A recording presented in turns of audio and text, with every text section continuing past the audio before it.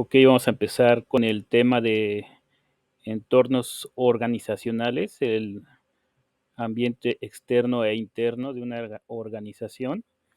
Esto a partir de la lectura del capítulo tercero del libro de administración de Friedman et al. Y bueno, todo esto de las organizaciones viene de la teoría de los sistemas, que fue un tema anterior. Em, la organización funciona también como un sistema a una escala menor. No son autosuficientes ni autocontenidas, por lo tanto necesitan de gente que, digamos, ayude a la organización a salir adelante. Mm, Bueno, las organizaciones toman insumos del ambiente externo. ¿Qué tipo de insumos? Bueno, mano de obra, dinero, materias primas. Y estos insumos los transforman en productos y servicios. Em, Tenemos diferentes grupos de acción. Aquí la diapositiva no se ve bien, pero es un diagrama del libro de Stoner y Friedman, en donde se aprecian digamos, las distintas variables que hay en el ambiente de acción directa e indirecta de la organización. Existen variables sociales entre las indirectas, digamos, sociales, tecnológicas, económicas y políticas. Y entre las variables directas tenemos a los competidores, los clientes, los proveedores, las instituciones financieras, los sindicatos obreros, los medios, los grupos de interés especial y el gobierno. Em, bueno, esto ya lo habíamos dicho, son los elementos de acción directa e indirecta que inciden en la organización. Y el primer grupo que vamos a analizar entre los diferentes grupos de acción externa, digamos, están los consumidores. ¿Quiénes son los consumidores? Pues los que intercambian recursos por productos y servicios. Un consumidor puede ser una institución y una organización pequeña puede dirigirse a un nicho de consumidores. Vamos a explicar ampliamente cada uno de estos puntos. Cuando decimos que un consumidor puede ser una institución, quiere decir que, bueno, las empresas tienen también como clientes a las instituciones. En mi caso particular, pues yo trabajo libros de texto, em, y hasta el 2018 más o menos, se hacía una licitación a nivel nacional para que las empresas pudieran meter ahí sus libros. em, en un proceso de licitación de libros de texto para secundaria, auspiciado por Conalitech. Entonces, eso es un ejemplo de cómo un consumidor puede ser una institución. ¿Qué más? Una organización pequeña puede dirigirse a un nicho de consumidores.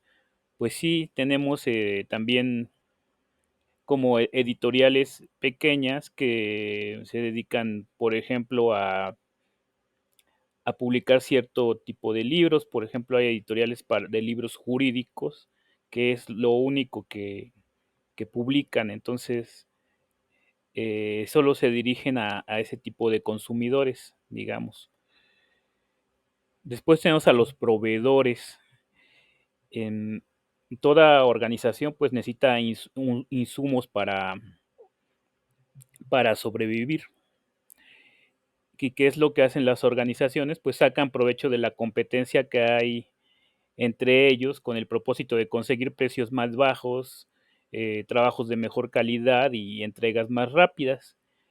Mm, Por ejemplo, tenemos a Starbucks.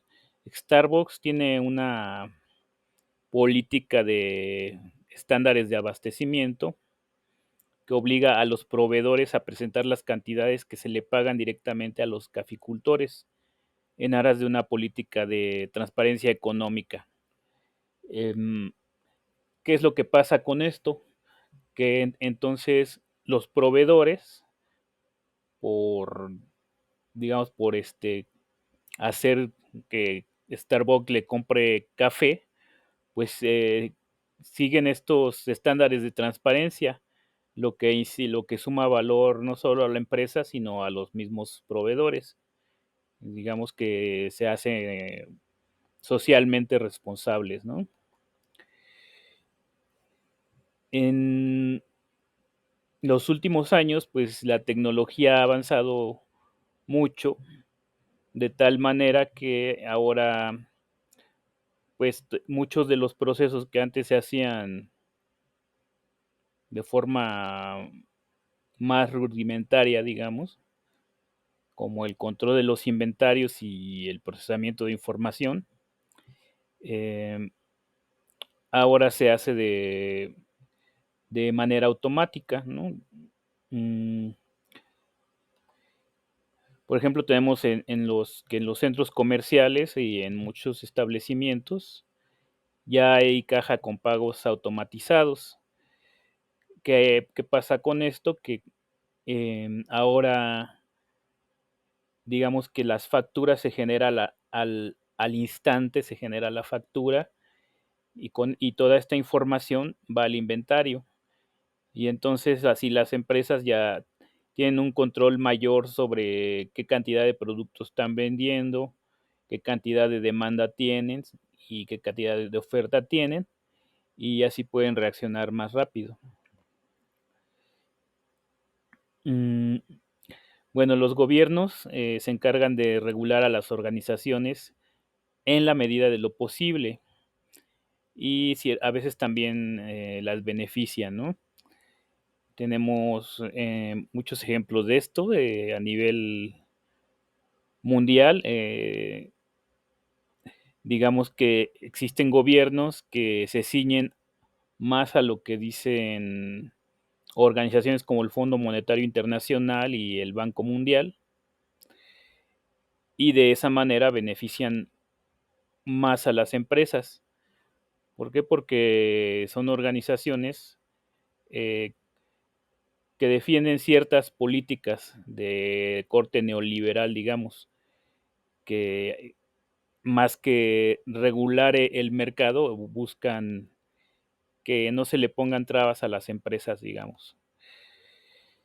En México tenemos varios organismos regulatorios, entre los que se encuentran, no sé, la Comisión Nacional Bancaria y de Valores, el Banco de México, el IPAP, la Comisión Federal de Competencia Económica, la Procuraduría Federal del Consumidor, la COFEPRIS, la Semarnat, la Secretaría del Trabajo y Previsión Social.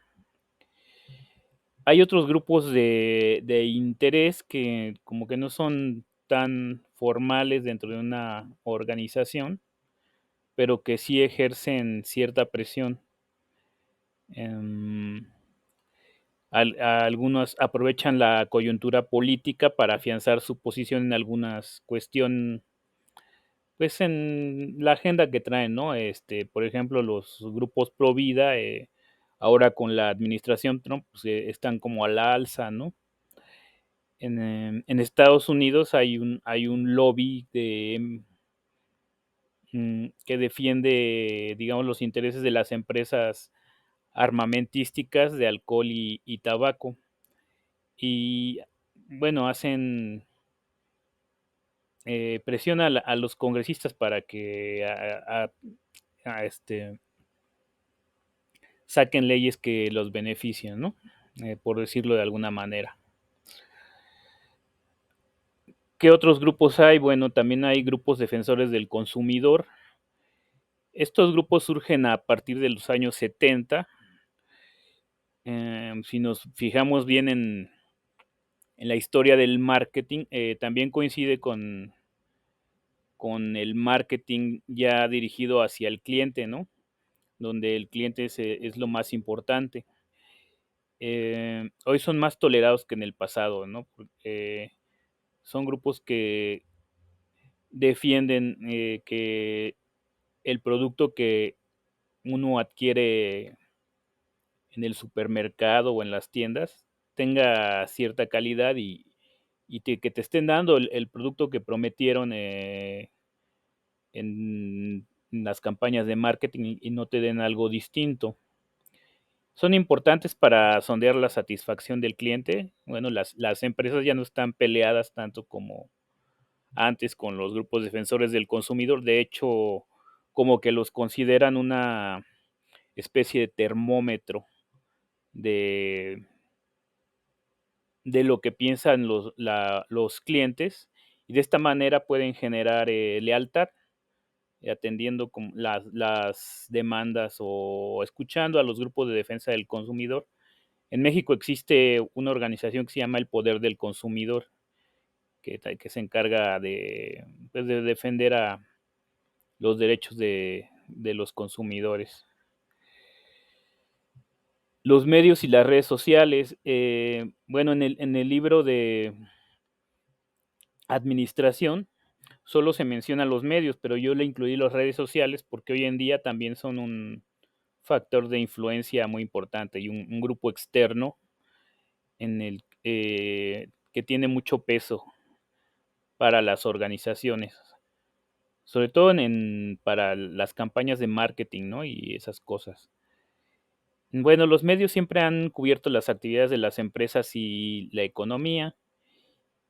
Las organizaciones saben esto y entonces como que ya tienen también sus propios departamentos de relaciones públicas para, digamos, lidiar con la opinión pública, ¿no? Esto es importante, ¿no? Porque de repente en los medios o en las redes sociales se hacen muy virales ciertos casos, ¿no? Por ejemplo, hace poco hubo un video viral que salió de un avión que iba así con un alerón que tenía como cinta canela, ¿no? Como que estaba ahí pegado con Durex. Y a raíz de esto, la empresa, la aerolínea, tiene que pues lidiar con las críticas en redes sociales y en los medios de comunicación y saca un comunicado y saca otro. eh, y total que hace una estrategia de control de daños. Hoy en día también se considera a los llamados influencers, porque también tienen cierto peso dentro de la opinión pública. Y las empresas los buscan mucho para campañas de marketing, pero también tiene mucho peso lo que digan de cierto producto, ¿no? ¿Qué otro grupo tenemos? Pues tenemos a los sindicatos. Los sindicatos son la voz de los trabajadores. En México los sindicatos tienen una como historia medio negra, ¿no? Porque siempre han estado como corrompidos un poco, digamos. En Estados Unidos, como que hay una relación más cercana entre las empresas y los sindicatos que aquí en México, digamos. Los empleadores cooperan con los sindicatos para mejorar las condiciones laborales, mientras que los sindicatos piden acciones, reparto de utilidades y programas de reparto de ganancia que otorguen a los empleados un interés en la organización. Entonces, es común que los empleadores negocien las condiciones laborales de los trabajadores que van a contratar antes de contratarlos. Aquí, pues bueno, también digamos que se negocia, pero con sindicatos muy particulares, ¿no? Porque muchas empresas ya acuden al outsourcing y a otro tipo de modelos de contratación. Entonces, aunque los sindicatos sí tienen cierto poder, en México no es tanto el poder que tienen los sindicatos estadounidenses, digamos. Em, Otro grupo de externo son las instituciones financieras. Esto es porque las organizaciones requieren fondos para mantener sus actividades. ¿A qué nos referimos con instituciones financieras? Pues a bancos comerciales, a bancos de inversión y a compañías de seguros, que cada uno de estos actores por separado, pues tiene también sus intereses dentro de la organización, ¿no? Las organizaciones necesitan préstamos a corto plazo para financiar digamos, las operaciones del día a día, y préstamos a largo plazo para, digamos, si quieren construir una nueva sucursal o si quieren adquirir equipo nuevo, renovar el que ya tienen, pues piden un préstamo a largo plazo. De quienes se encargan de, digamos, mediar entre la organización y las instituciones financieras, pues el director de finanzas y el director de operaciones, que son las que mantienen la relación con este grupo. Otro grupo que también vamos a estudiar es el de los competidores. ¿Por qué las organizaciones estudian a la competencia? Pues porque necesitan conseguir más clientes, básicamente. O sea, abarcar una parte más grande del mercado para poder crecer. Entonces, eso lo pueden lograr o aumentando el tamaño del mercado mismo o robándole clientes a sus competidores, entrando y cubriendo un mercado en expansión. Y aquí yo puse de ejemplo a la guerra de marcas que luego sucede mucho en las redes sociales, pero eso tiene muchos años, ¿no? Empezó desde que la Coca-Cola y la Pepsi sacaban publicidad una en contra de la otra y trataban como de robarse a los consumidores entre una y otra, ¿no? Pero esto también sucede con otras empresas como McDonald's y Burger King, que aquí está un ejemplo, ¿no? ¿Qué otros grupos de interés hay? Bueno, es que depende de la organización. Em, por ejemplo, hay grupos ambientalistas que están en contra de McDonald's, ¿no? Y al mismo tiempo McDonald's tiene sus propios grupos ambientalistas financiados con dinero de McDonald's, que son ya grupos internos. Em, las organizaciones de médicos, ¿no? Por ejemplo, si tienes una clínica, pues hay organizaciones que protegen a los médicos, sobre todo porque están expuestos a muchas demandas. Entonces, toda organización cuenta con una composición específica de grupos de interés, y estos grupos constituyen el componente de acción directa de su ambiente exterior. Ahora vamos con los grupos de interés internos. Bueno, no me voy a demorar mucho con estos porque ya se explicó anteriormente, pero son básicamente los que son parte de la organización, ¿no? Como los empleados, los accionistas y el consejo de directores. ¿Qué conclusiones podemos sacar de esto? Bueno, que el entorno organizacional está conformado tanto de grupos externos como internos y en su conjunto forman un ecosistema empresarial o institucional. O como explicamos en un principio, todo está basado en la teoría de sistemas. Un buen administrador conoce a estos grupos y sabe cómo establecer redes y alianzas entre la organización y este tipo de grupos. Parte del ambiente de la organización depende de su manejo y gestión con todos estos grupos de interés, tanto externos como internos. Y bueno, ya por mi parte sería todo porque ya ve que se me está acabando el tiempo, pero bueno, esta fue el video expositivo de la actividad de la unidad 6.